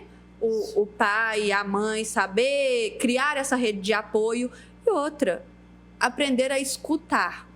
Hoje a gente se acha muito no direito de querer saber tudo. E fala assim, lá vem ela para me orientar. Eu sou muito mais velha que essa menina vai vir aqui fazer o quê? Me falar o quê? A gente não sabe tudo. Nunca vamos saber tudo. A gente que é mais novo ainda sofre muito com esse preconceito, né? Sim. O que essa menina vai vir falar? Sim. E eu acho que, assim, a gente não sabe tudo, a gente sempre tem que se colocar no lugar de aprender. Eu sempre me coloco no lugar de aprender para qualquer coisa, eu não sei tudo. Na verdade, eu acho que o único assunto que eu sei é sobre inclusão. Que é o meu hiperfoco. E quanto mais a gente estuda, mais a gente sabe que existe muito mais coisa para aprender ainda. Eu gosto de desenvolver a técnica do aprendizado, porque eu gosto de entender que eu não sei nada. Que eu vou ficar aqui, entendeu? Porque eu tenho na minha cabeça que se eu aprender tudo, já era. Eu vou ter que subir, né? Ou descer. Então eu vou sair daqui. Então eu fico assim, não sei nada. tenho que continuar aqui para aprender. Tem um livro que eu li de um filósofo muito antigo, eu não lembro o nome agora, mas ele fala que o conhecimento ele é disperso pela sociedade e nunca vai conseguir ser direcionado para um lugar. Nunca consegue ser contido. Não existe então, conhecimento na caixa. Quanto mais pessoas você coloca para fazer algo, a tendência é de que ela fique melhor e diferente. Sim. Com uma quantidade maior de pessoas. E quem ensina também fica diferente. Sim. O professor, ele é diferente. Então, assim, quando você está ensinando, você está aprendendo. Sim. Muito. Quando você ensina, você está confirmando aquilo que você aprendeu. Entendeu? Então, assim, e no caso do TDAH, por exemplo, quando a gente está explicando, é o momento em que a gente mais está assimilando. Sim. Né? No caso da gente, porque naquele momento que eu estou te explicando, e o importante para o TDAH é ele sentir, pelo menos, né? A gente precisa entender que tem alguém ouvindo, porque são muitas distrações. Muitas. E não são distrações que o outro está vendo, não precisa ser, entendeu? Então, eu, por exemplo, eu tô aqui hoje, né? Tô aqui agora, mas, né? Como eu disse, tem mais abas abertas, várias abas abertas. Então, eu estou aqui a todo momento? Não estou aqui a todo momento. Mas saber que tem alguém olhando, eu sei que eu preciso voltar para cá, entendeu? Então, nem sempre eu estou naquele lugar, mas eu sempre sei que eu preciso voltar para mim, entendeu? Então, você tem que ter o norte, o foco. Então, as pessoas ao redor, por exemplo, né? Eu já assim, eu né, consigo identificar com muita facilidade. Um reconhece o outro, né? A gente se reconhece. Exato. Mas eu consigo perceber a criança com TDAH, assim, a quilômetros, porque com qualquer aspecto, vamos dizer assim, né? Não sei, do autismo não, a sensibilidade não é a mesma, mas do TDAH, porque eu consigo imaginar o que ele está vendo. Sim. E realmente não precisa. Não você são já passou, você visíveis. sabe o que é. Sim, e não são estímulos visíveis. É isso que a pessoa precisa entender, porque às vezes, eu já tive situações da pessoa tirar tudo, ela quer tirar tudo. E realmente, estímulos visuais são importantes. Já aconteceu, né? Quando eu fazia a pós em BH, a Érica, ela vigiava muito, então a rede de apoio é importante. Os amigos são importantes. Mas assim, e não sentar na janela, por exemplo. Então, o TDAH é uma criança que não senta perto da janela. E assim, uma das professoras que eu tive também, na época... Vai achar alguma coisa lá fora que vai tirar do foco. Claro que os estímulos não são todos visuais, mas os visuais existem.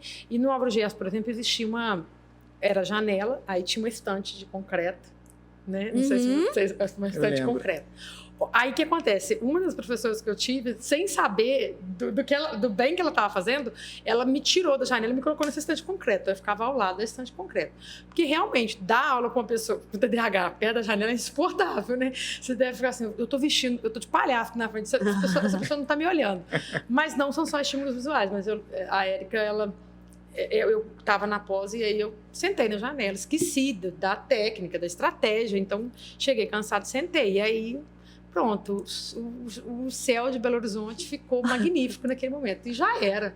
Aí só que, né, eu não consigo sozinho. Vou tirar uma foto. Tirei uma foto.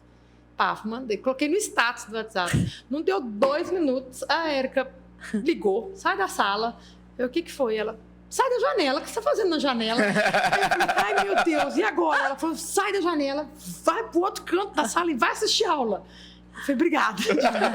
Peguei tudo, mala, que estava com mala em Belo Horizonte, sentei do outro lado. Esqueci daquela estratégia por um momento. Entendeu? Então, assim, são estratégias que você tem que ter, porque senão eu teria perdido todo o conteúdo. Mas, assim, são realmente estímulos visuais. O céu estava me chamando a atenção naquele momento. Mas, às vezes, não tem o céu. Então, né, já aconteceu assim, às vezes no consultório, alguma coisa na terapia, e o profissional tirar tudo e sair removendo tudo. Não adiantava. Não é aquilo. O estímulo eu ia procurar outro estímulo. É a mente. Porque não era aquilo. São pensamentos. São muitos pensamentos. Uma velocidade incontrolável. São pensamentos, assim... são muitas abas abertas. São muitas conexões ao mesmo tempo. Ao mesmo tempo. Agora é uma pergunta bem legal aqui, que é: compartilhe uma história ou um testemunho de algum sucesso que você passou na educação inclusiva. Eu acho que o o primeiro dos sucessos da educação inclusiva, eu considero que foi o meu, assim, sabe? Foi o meu, Ótimo, modesta, super modesta, mas no sentido de conseguir vencer essa dificuldade mesmo. De me adaptar, sabe? Porque eu tive muito prejuízo escolar.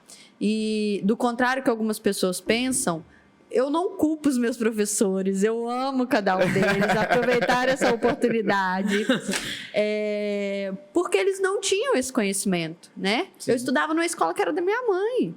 Minha mãe, foi capacitista comigo de pensar terapia ocupacional é fácil, sabe? Hoje ela não tem mais esse pensamento porque eu estudei e ensinei para ela, mas assim, por muito tempo não se sabia sobre isso. Então, eu considero como um sucesso hoje porque, diferentemente do que os meus professores achavam, eu não ia conseguir fazer nada. Eu não ia conseguir fazer uma faculdade, eu não ia conseguir vencer. Provavelmente eu não teria uma profissão, entendeu? Então, no máximo que eu ia conseguir seria uma secretária, porque era o que eu conseguia ir bem. Então, assim, eu me considero, sendo modesta, uma história de sucesso dentro da educação inclusiva. Porque a educação inclusiva virou um hiperfoco, porque eu sei exatamente com o que eu estou lidando, porque eu passei por isso. Ela já estudava e treinava. Exatamente. Estudava e treinava. Estudava praticando. E hoje, por poder alcançar tantas famílias, é aquilo, eu não sei tudo, mas o pouco que eu sei e eu consigo mudar a realidade daqueles meninos, já me deixa super feliz. Então, assim, eu tenho mães hoje que fazem faculdade de terapia ocupacional, porque elas falam, eu quero fazer pelos outros o que você fez pelo meu filho. Sabe, eu fui em Muriaé dar uma palestra, aí falando sobre a minha história de TDAH, no final a mulher falou assim, eu olhei pra você e falei, um dia, o meu filho que tem TDAH, um dia vai ser uma naia. Então, tipo assim, não tem dinheiro no mundo que pague, sabe, nada. Eu faço isso, porque eu quero que as outras pessoas tenham a mesma oportunidade que eu tive de alguém olhou pra mim e pensou, não, ela vai conseguir porque ela tem capacidade pra conseguir. Sabe? E não olhou para um diagnóstico. Entendi. Então, eu acho que eu considero isso uma história de sucesso. Apesar de não é aqui que eu quero chegar. Sim.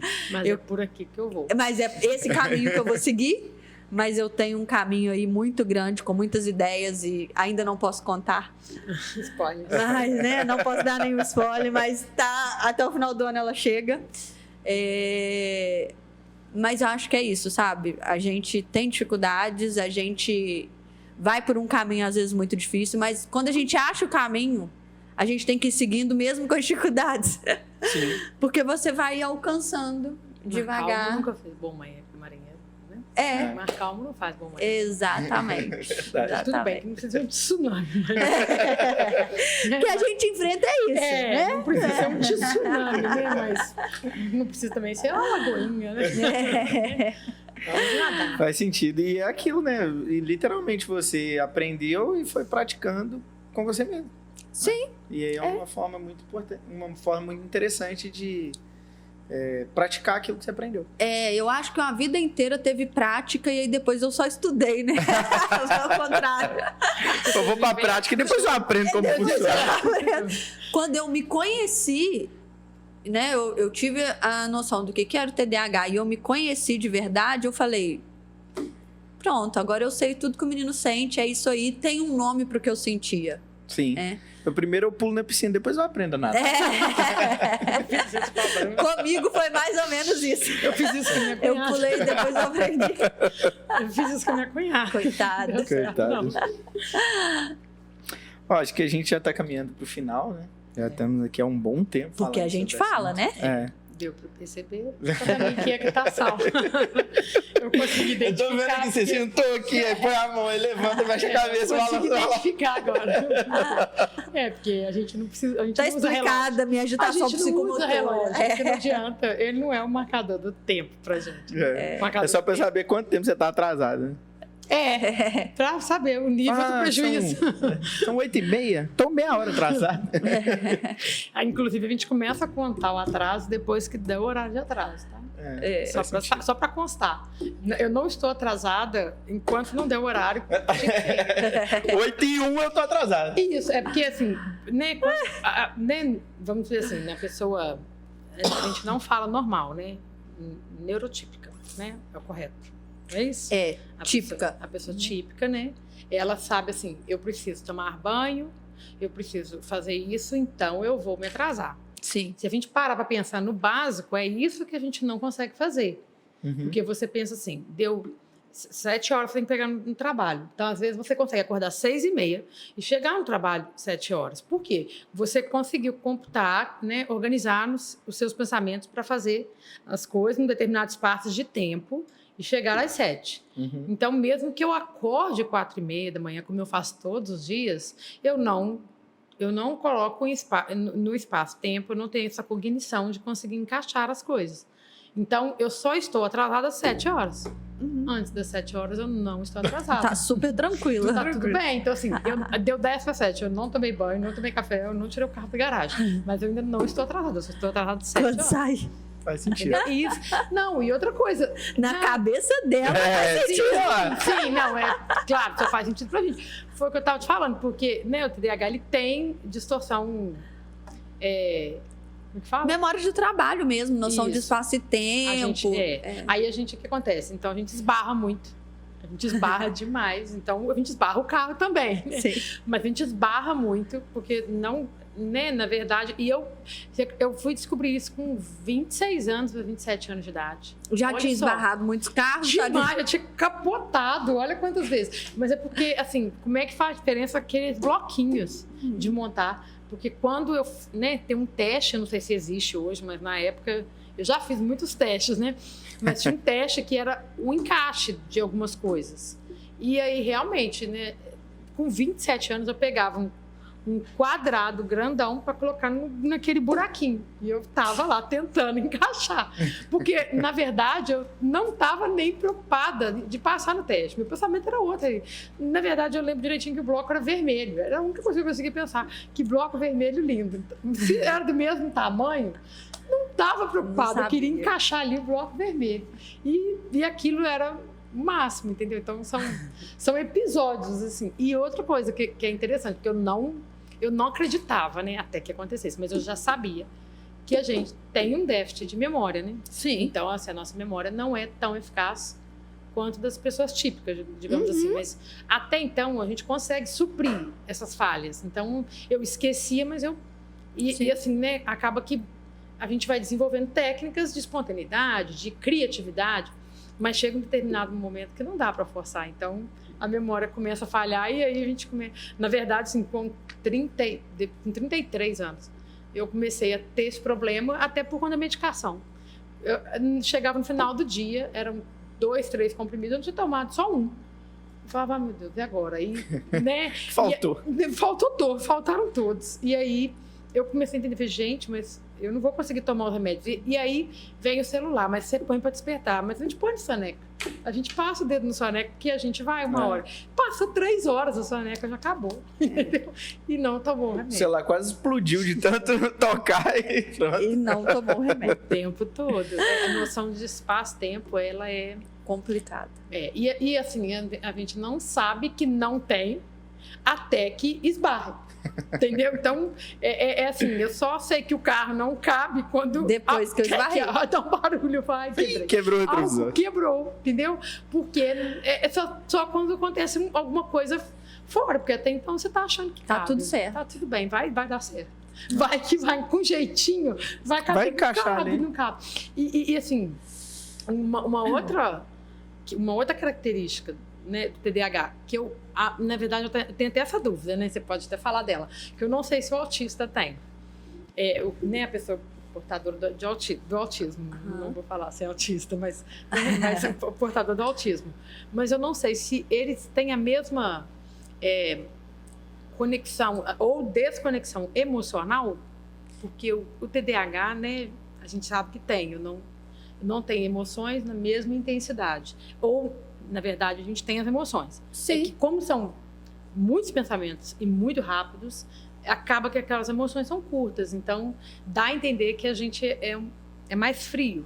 com as pessoas, né? E dá a entender que muitas das vezes é o que a gente escuta. Você não tem sentimentos, você não me ama? Você não me ama? É uma frase até complicada. Você não liga pra mim? Você não se importa, você não gosta de mim. O autista também tem isso. Então, na verdade, nós não somos todos iguais. Ah, sim. Porque tem autista que gosta de abraçar, que gosta de beijar, que fala eu te amo, que olha no olho. Mas tem autista que não.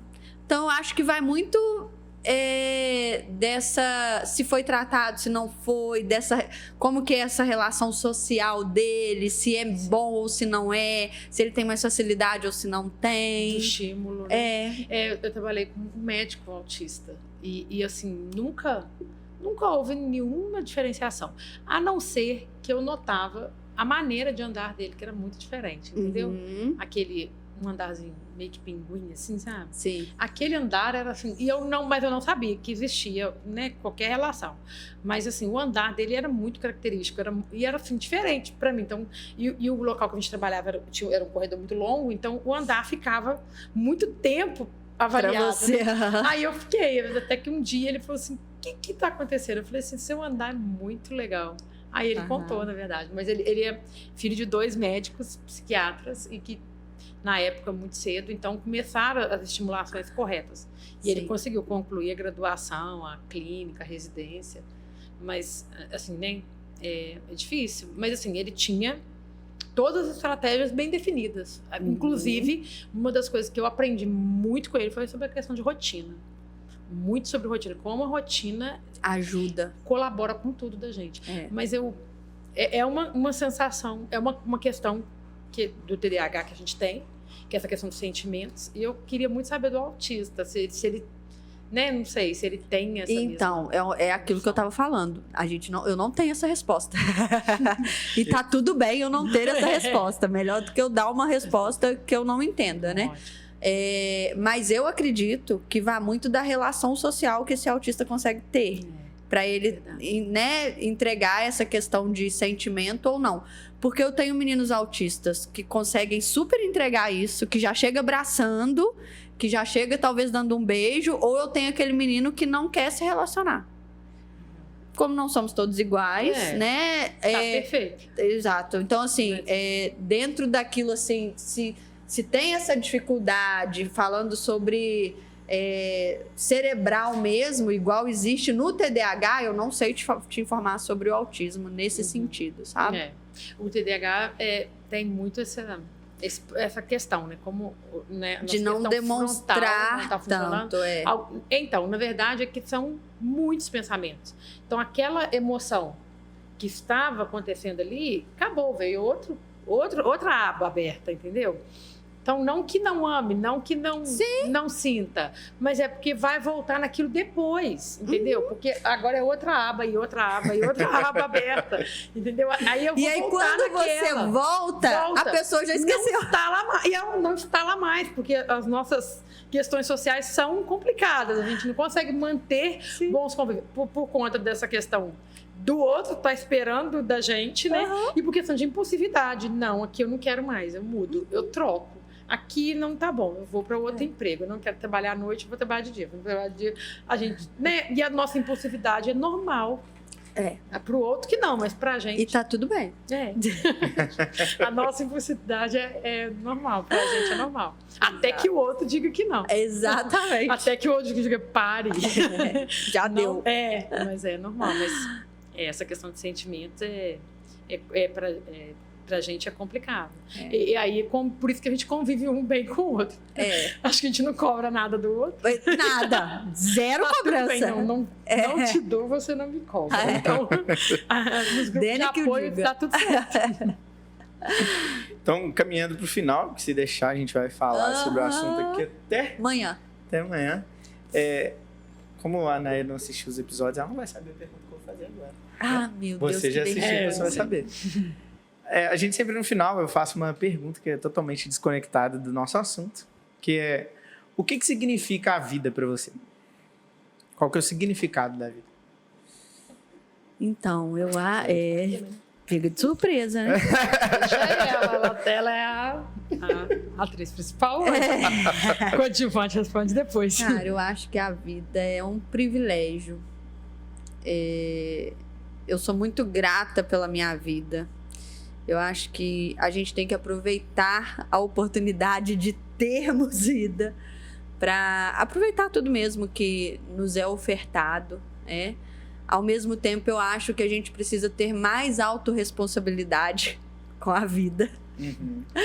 Porque a gente vive num mundo onde tudo pode, onde os princípios são... Se você segue princípios, né? Você é a careta, o que você tá fazendo? Tá deixando a sua vida passar? Todo mundo vai, por que você não vai? Né? Então eu acho que a gente precisa ter mais autorresponsabilidade com a vida mesmo. Porque o sopro da vida, no meu ponto de vista, quem dá é Deus. Então, enquanto Ele quiser que a gente esteja aqui, a gente tem que aproveitar da melhor forma. Acredito eu, seguindo os princípios e dentro daquilo que Ele tem nos ordenado. Eu acho que falar sobre educação inclusiva é falar muito sobre amar o outro como a ti mesmo. É o que Deus fez por nós, a gente tentar fazer pelo outro. E não é o que a gente vê hoje. Pelo menos não o que eu tenho visto. As pessoas estão muito preocupadas com aparência, com o que eu vou mostrar para o outro. O que eu tenho, né? E eu acho que isso não é o que a gente precisa se preocupar, sabe? Eu acho que a gente precisa preocupar com o que a gente tem. Quem nós somos, o que a gente está querendo construir e aonde a gente está querendo chegar. Exatamente. Então, eu falo que o que mais me importa hoje é sentar na roda de amigos e falar sobre o futuro do que eu quero ser e o que nós queremos ser, aonde a gente quer chegar. Otávio, você quer chegar aonde? O que você está fazendo? Pô, eu tô com esse projeto. Eu também, cara, tô com esse projeto. A gente trocar informação e se ajudar. Sim. E a gente passou de um tempo onde se sentava na mesa para falar mal do outro. Eu acho que a vida, ela tá sendo tão curta e banalizada que a gente não pode fazer isso. Se você quer chegar em algum lugar, você precisa falar de projetos. Você precisa pensar em o que eu posso fazer pelo outro. Porque é o que a Juliana disse, a gente vive numa sociedade. Hoje eu li uma coisa muito interessante na internet que não vou saber mais aonde, mas o cara falou assim, não é sobre R$1 que eu dou pro cara no sinal. A gente não devia pensar assim, isso não é amar o próximo, não é R$1 que eu dou pelo próximo. Seria o que nós, enquanto sociedade, poderíamos fazer juntos para tirar o próximo da rua. Sim. É isso. Faz todo sentido. E a gente faz isso? Cara, a gente não faz isso. Não. Sabe, é claro que é uma questão de política pública, mas será que a gente conversa sobre isso? Então, assim, eu acho que a vida, ela tem que começar a acontecer de maneira com alta responsabilidade mesmo, sabe? Porque ela é um presente. Na hora que, sei lá, quem acredita em quê, mas eu acredito em Deus, na hora que Deus falar assim, chegou sua hora? Chegou a minha hora, cara. E aí, o que eu fiz até aqui? O que eu plantei até aqui? Então, eu acho que é aproveitar mesmo todos os momentos com autorresponsabilidade. Você falou depois eu lembrei de uma passagem que eu vi também na internet que fala que você falou sobre a colheita, né? Sobre plantar. Uhum. Ele fala que plantar é opcional, mas a colheita é obrigatória. Uhum. E aí, se você não planta nada, você não vai colher nada. Ou vai colher o que alguém te der. Exatamente. E hoje as pessoas não querem plantar nada. Não. Quer achar plantado, já pronto, é só chegar lá e pegar. Faz todo sentido. Tá, cada um lembrou de alguma coisa, eu não lembrei de nada. Não lembrei de nada que eu vi. Fazer a metáfora. Você já tá pensando não lembra, não. Você já tá pensando, cara, eu já voltei um monte de vezes. Que a Maitê tá lá. Já fui voltei num monte de lugar. Pode pôr a culpa em mim, que eu tô acostumado. Já fui voltei num monte de lugar aqui já. Mas eu vou. Põe a culpa em mim que ela vai brigar comigo. Eu mostro esse pedaço do episódio pra ela. Falei, tá vendo? Mas eu já sabia. Tá tudo certo. Não, a gente vai e a gente volta. Tem que ter um lugar pra voltar. Gente, eu acho que a gente encerra por aqui, né? Acho que a gente falou bastante. Vamos ter mais episódios relacionados aos temas aí. E queria mais uma vez agradecer, Nai, seu tempo, a disposição para vir aqui e falar sobre esse assunto. É sempre bem-vindo, né? Que é um assunto muito interessante. Ajuda todo mundo. E Foi orienta, É. né? Pais, profissionais. Se um tiver acesso e replicar ou refletir valeu. sobre, É. já o tempo Eu já falo foi que compensado. todos os assuntos que tem no podcast, né? Eu penso em cada um dos assuntos lá como de que forma que isso pode ajudar alguém. Sim. E aí eu entro lá no YouTube ou no Spotify e vejo lá assim, deu tanta visualização. Aí por um lado você pensa assim, vamos dar um exemplo. Deu 50 visualizações. Aí eu penso assim, caraca, se você ajudou 50 pessoas, olha o quanto de Nossa! gente que já foi ajudado. Sim, Nossa, exatamente. Então, toda vez que eu vejo lá que eu penso que é pouco, eu falo, não, mas se ajudou 50 pessoas, é muito. Muita coisa. E é uma coisa também assim, né, que limita a gente, né, cara? Porque assim, É. a única coisa que cresce grande é monstro, cara. Né? E nem existe. Então, assim, a gente precisa Verdade. parar de querer alcançar um topo que é um processo. Isso é um processo. Então, assim, você tá começando agora, né, o podcast, então vai ter poucas visualizações de início. Mas daqui uns anos, vai ter muitas. Vai ter muito, E com as certeza. pessoas vão começar a buscar esses vídeos que são os primeiros. É. E tá tudo bem, né? A Verdade. gente vai... É assim, a vida é essa. O problema é que o nosso cérebro tá cheio de dopamina e a gente quer que tenha 5 milhões de visualizações, né? E só de pensar, a gente falou no início, né, de 15 episódios, foram 15 semanas direto com Olha episódio sem falhar nenhum. E Olha esse só. já sai quarta-feira, Nossa, então são 15 já te semanas. admiro. Olha só, 15 semanas, é admiro. muito tempo. Eu não É consigo muito fazer qualquer coisa por 15. É muito tempo e você tá plantando o que você pretende colher Com futuramente. Então, então pensa assim, o TDAH é uma pessoa que vai ter uma horta muito diversificada, porque a gente planta um monte de Ué, mas era tomate, o que essa cenoura tá fazendo aqui? A gente planta Eu muita acho que vai ser o podcast mais cômico de todos que o A Otávio gente já planta pra gravou. caramba. É claro que vai nascer uma coisa do lado da outra. Algumas coisas vão nascer, também não vou lembrar que plantei. É igual lá em casa, Mas que tem um vai pé de dar uma limão horta. misturado no outro. Isso. É. Nasceu lá em casa Foi um pé de junto. limão rosa e um limão galego. Aí eles nasceram e os galhos foram se misturando Sim. e eles são O juntos. pé de lá. manga E também. tá tudo A certo. manga- a Alguém manga plantou é os dois. só uma pessoa. Deve ter sido ela. Confundiu as Chegou duas. lá com a semente, põe essa aí mesmo. Pronto.